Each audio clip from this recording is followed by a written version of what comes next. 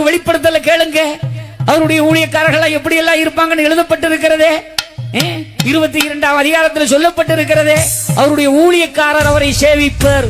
சுத்தி சேவிக்கிற வழிபாடு இந்த உலகத்திலே.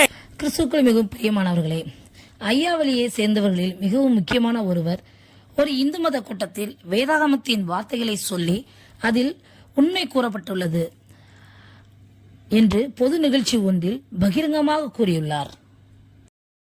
யாரை பார்த்தால் ஐயா உண்டியா ஐயா உண்டியான்னு கும்பிடக்கூடிய ஒரு நிறை இன்று ஐயாவளி மக்களுக்குள்ளே இருக்கிறது. பைபிள் சொல்லுகிறது, அதை விட உயர்வு அவருடைய நாமம். வைகுண்ட ஏகாதசி விழாவை ஒட்டி நடந்த ஒரு பொது நிகழ்வு ஒன்றில் ஐயாவளியை சேர்ந்த முக்கிய நபர் ஒருவர் பேசிக் கொண்டிருக்கும் போதே திடீரென்று வேதாகமத்தில் உள்ள வார்த்தைகளை குறித்து சொல்ல ஆரம்பித்து விட்டார். யோவான் மற்றும் வெளிப்படத்தில் உள்ள வசனங்களை குறித்து விளக்கமாக கூற ஆரம்பிக்கிறார். 2000 வருடங்களுக்கு முன்பாக உள்ள வேதாகமம் உண்மைதான் என்று அவர் சொல்லுகிறார். தேவாவனர் இயேசு என்று பகிரங்கமாக கூறுகிறார்.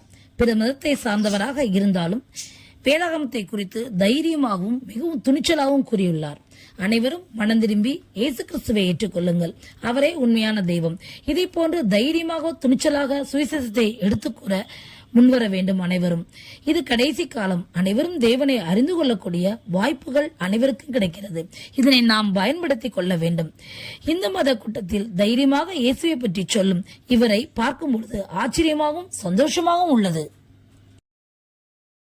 இதே போன்ற தகவல்களை நீங்கள் தொடர்ந்து பெறுவதற்கு இந்த சேனலை தொடர்ந்து பாருங்கள், சப்ஸ்கிரைப் செய்து கொள்ளுங்கள். அது உங்களுடைய ஆவிக்குரிய வாழ்க்கைக்கு பிரயோஜனமாக இருக்கும். நீங்கள் ஜெபிப்பதற்கும் ஏதுவாக இருக்கும். தேவன் தான் உங்களை ஆசீர்வதிப்பாராக. ஆமென்.